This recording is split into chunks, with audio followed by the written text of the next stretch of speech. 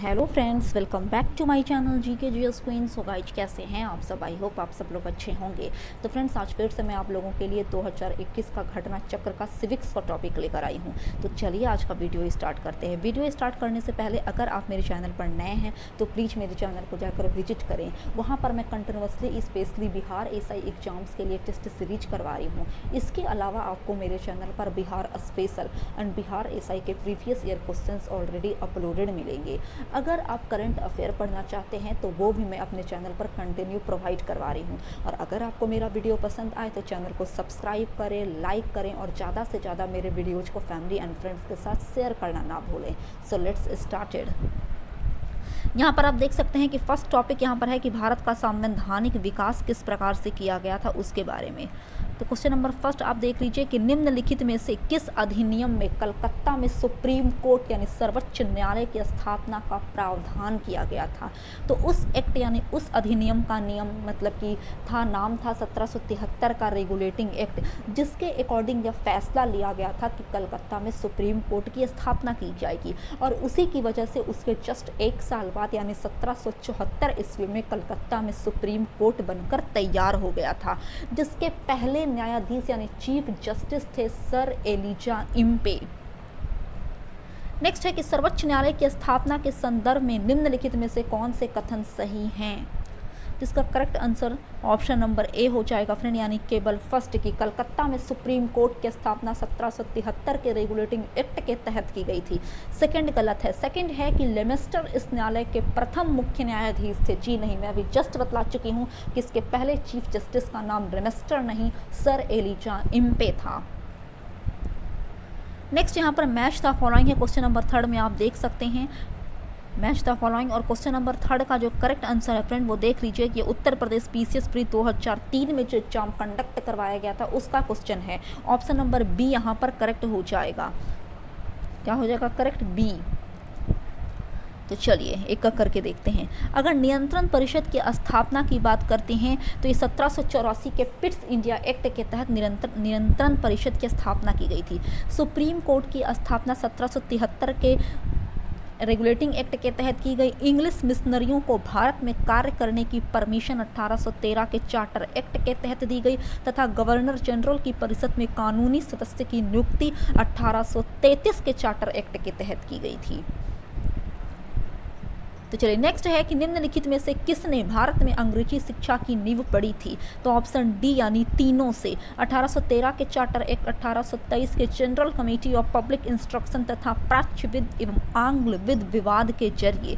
चलिए डिस्क्रिप्शन देख कर सकते हैं। यह आईएएस का प्री 2018 का क्वेश्चन पूछा गया है। देखिए 1813 के चार्टर अधिनियम में भारत में शिक्षा के प्रसार के लिए प्रतिवर्ष 1 लाख रुपए प्रोत्साहन राशि के तौर पर रखा गया था। 1823 की अगर बात करें तो 1823 ईस्वी में general committee of public instruction का गठन किया गया, जिसकी जिम्मेदारी शिक्षा के लिए 1 लाख रुपए देने की थी। समिति में कुल 10 यूरोपीय सदस्य शामिल थे, जिसके अध्यक्ष लॉर्ड मैकाले थे। ध्यान दीजिएगा, एक पॉइंट यहाँ पर इंपॉर्टेंट है आपके एग्जाम के पॉइंट ऑफ व्यू से। इसके अध्यक्ष कौन थे? तो लॉर्ड मैकाले। इसके बाद governor general lord William Bentinck के शासनकाल में 7 मार्च 1835 ईस्वी को लॉर्ड मैकाले के प्रस्ताव को स्वीकृत कर भारत में अंग्रेजी को उच्च शिक्षा के माध्यम मान लिया गया। भारत में आंग्ल शिक्षा के समर्थकों के नेता ट्रेविलियन थे, जबकि एच.टी. प्रिंसेप प्राच्य शिक्षा के समर्थकों के नेतृत्व करता थे। नेक्स्ट है कि किस अधिनियम के द्वारा ब्रिटिश संसद ने चाय और चीन के साथ व्यापार को छोड़कर ईस्ट इंडिया कंपनी के भारत के साथ व्यापारिक एकाधिकार को समाप्त कर दिया था? ऑप्शन ए इच करके यानी 1813 के चार्टर एक्ट के तहत। देखिए 1813 का जो चार्टर अधिनियम लाया गया था ना, इसके अकॉर्डिंग क्या किया गया? तो इसके माध्यम से ब्रिटिश संसद ने चाय और चीन के साथ व्यापार को छोड़कर बाकी जो भी व्यापार थे ईस्ट इंडिया कंपनी के भारत के साथ उसको समाप्त कर दिया गया। जबकि 1833 के चार्टर एक्ट के जरिए कंपनी के समस्त व्यापारिक कार्य समाप्त कर दिए गए तथा भविष्य में कंपनी को केवल राजनीतिक कार्य ही करने थे। नेक्स्ट है कि चार्टर एक्ट 1813 के संबंध में निम्नलिखित कथनों पर विचार करें। उपयुक्त में से कौन से कथन सही हैं? तो ऑप्शन नंबर ए यानी केवल फर्स्ट और सेकंड यहाँ पर सही है। फर्स्ट है कि इसने भारत में ईस्ट इंडिया कंपनी के व्यापार एकाधिक्य किए, चाय का व्यापार तथा चीन के साथ व्यापार को छोड़कर सभी व्यापारों को समाप्त किया। और थर्ड यहाँ पर सही है कि सेकंड यहाँ पर सही हो जाएगा कि इसने कंपनी द्वारा अधिकार में दिए गए भारतीय राज्य क्षेत्रों पर ब्रिटिश राज यानी क्राउन की संप्रभुता को सुदृढ़ कर दिया। थर्ड गलत है। थर्ड है कि भारत का राजस्व अब ब्रिटिश संसद के नियंत्रण में आ गया था। जी नहीं, ब्रिटिश संसद के नियंत्रण में 1813 के चार्टर एक्ट के जरिए नहीं बल्कि 1858 के जरिए ब्रिटिश क्राउन के नियंत्रण में लाया गया था, जब ब्रिटिश कैबिनेट मंत्री के अधीन सेक्रेटरी ऑफ स्टेट के पद बना तथा विशेषकर राजस्व प्रशासन में उसका सहायता के लिए काउंसिल ऑफ इंडिया का गठन किया गया। नेक्स्ट है कि किस अधिनियम ने भारतवासियों को अपने देश के प्रशासन में कुछ हिस्सा लेना संभव कर दिया था? तो ऑप्शन ए 1833 का चार्टर एक्ट। 1833 के चार्टर एक्ट में सबसे महत्वपूर्ण धारा संख्या 87 थी, जिसमें यह कहा गया था कि किसी भी भारतीय अथवा क्राउन की देशज प्रजा को अपने धर्म, जन्म स्थान, वंशानुगत, कलर अथवा इनमें से किसी एक कारणवश कंपनी के अधीन पद अथवा सेवा के अयोग्य नहीं माना जा सकेगा। कालांतर में राजनीतिक आंदोलन में 1833 एक्ट की यह धारा प्रशासन में भागीदारी हेतु मुख्य आधार बनी।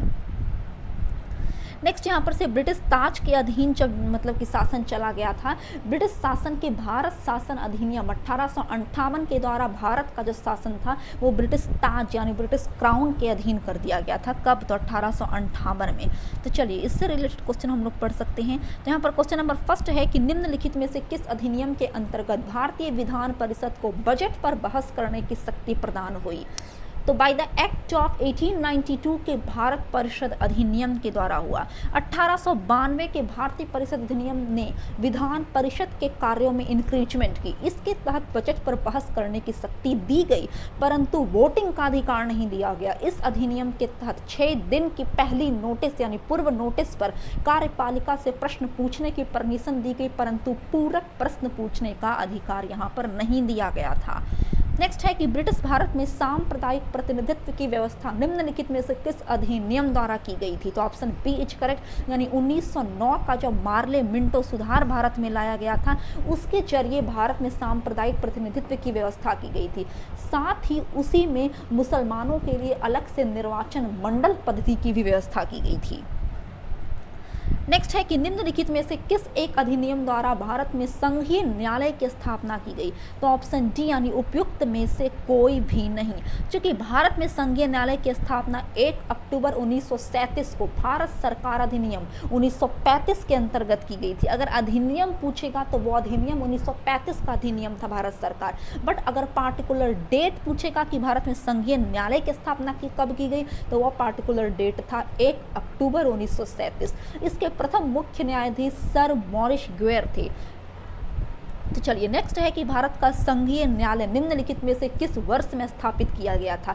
हालांकि ये 1935 के भारत सरकार अधिनियम में प्रस्ताव लाया गया था और उसके जस्ट 2 साल बाद यानी 1 अक्टूबर 1937 में बनकर निर्मित हुआ।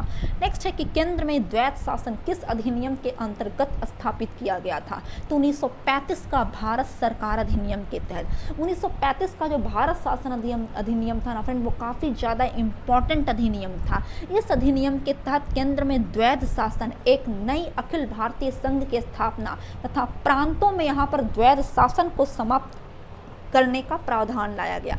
आप ध्यान से सुनिएगा, 1935 के भारत शासन अधिनियम में क्या किया ना कि प्रांतों में जो द्वैध शासन व्यवस्था थी उसको समाप्त करके कहाँ ले गया? उस द्वैध शासन व्यवस्था को केंद्र में ले गया।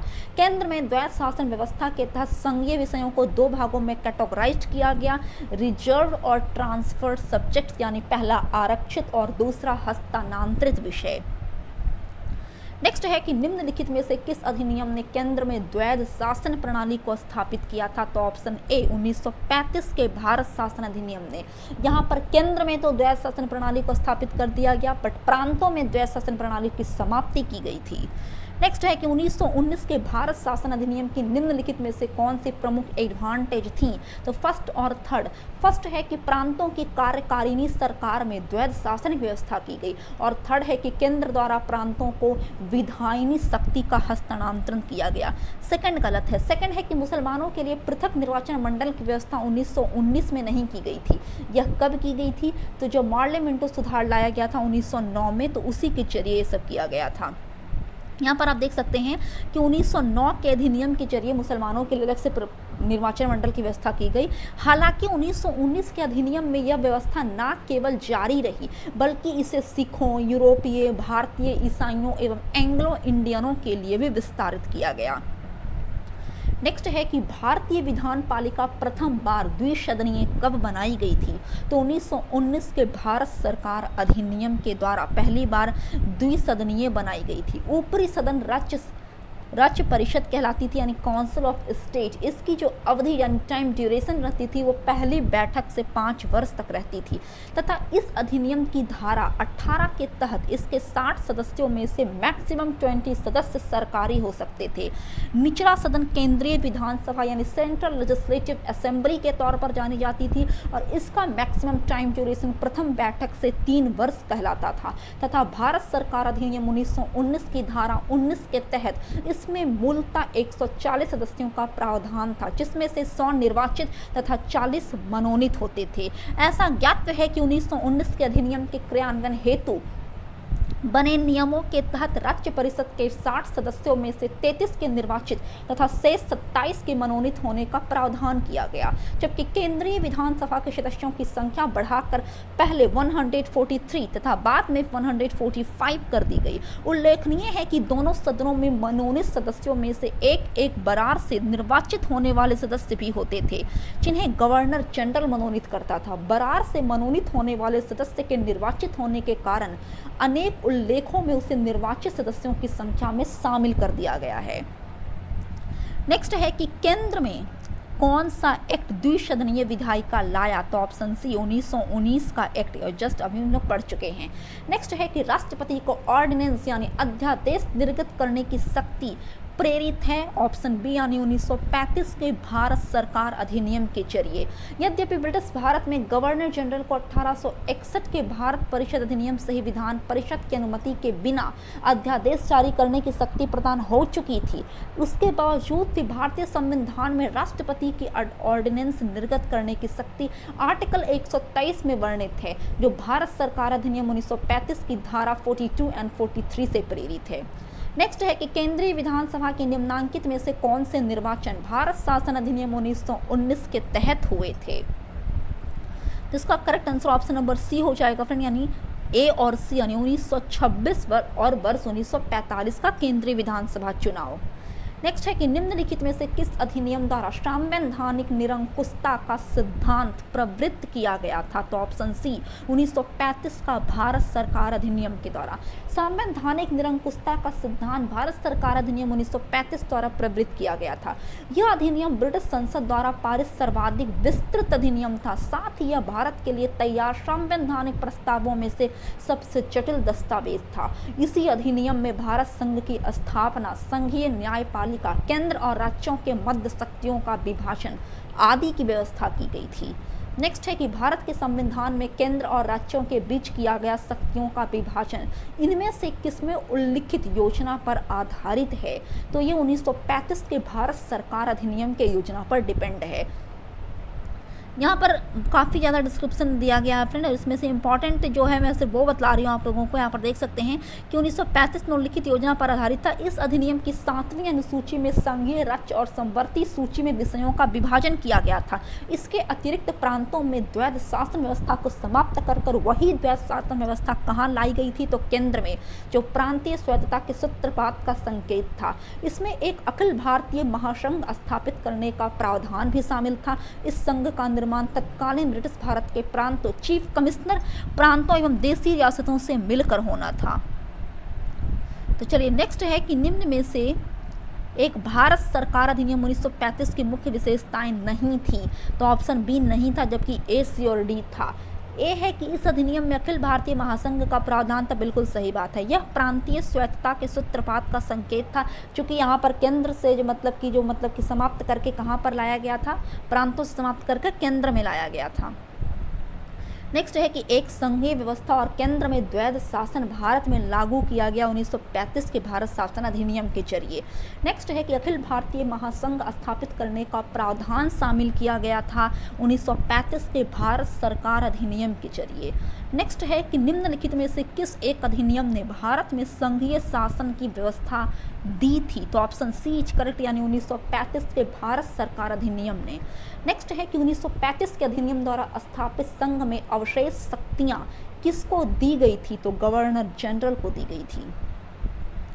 नेक्स्ट है कि निम्नांकित में से कौन सा एक भारत शासन अधिनियम 1935 में स्वीकार किया हुआ महत्वपूर्ण और अस्थायी अवयव नहीं है, तो ऑप्शन ए यहाँ पर महत्वपूर्ण अवयव नहीं है, बाकी बी और सी और डी ये सब हैं। भारत शासन अधिनियम 1935 में देश के लिए कोई लिखित संविधान का वर्णन नहीं है। भारत के लिए संविधान का सर्वप्रथम उल्लेख क्रिप्स मिशन द्वारा किया गया था। अन्य 3 विकल्प भारत शासन अधिनियम 1935 में इंक्लूड थे। नेक्स्ट है कि 1935 का गवर्नमेंट ऑफ इंडिया एक्ट क्यों इम्पोर्टेंट है, तो यह भारतीय संविधान का प्रमुख स्रोत है। देखिए, भारत का जो वर्तमान संवैधानिक ढांचा है ना, वो ज़्यादातर 1935 के ही भारत शासन अधिनियम पर ही डिपेंड है। इस अधिनियम के मुख्य उपबंध इस प्रकार हैं: संघात्मक सरकार की स्थापना, केंद्र में द्वैध शासन की स्थापना, प्रांतों में द्वैध शासन के स्थान पर स्वायत्त शासन की स्थापना, द्विसदनीय केंद्रीय विधानमंडल, प्रांतीय शासन व्यवस्था, प्रांतीय विधानमंडल, केंद्र एवं प्रांतों में शक्तियों का विभाजन तथा फेडरल न्यायालय की स्थापना आदि। नेक्स्ट है कि निम्नलिखित अधिनियमों में से किस अधिनियम के फलस्वरूप बर्मा भारत से अलग हुआ था, तो 1935 के गवर्नमेंट एक्ट के जरिए ही बर्मा भारत से 1937 ईस्वी में अलग किया गया था। तो फ्रेंड्स, आई होप आपको मेरा ये वीडियो पसंद आया। अगर आपको मेरा वीडियो पसंद आता है तो प्लीज़ चैनल को सब्सक्राइब करें। मिलते हैं कल एक नए वीडियो के साथ, तब तक के लिए जय हिंद, जय भारत।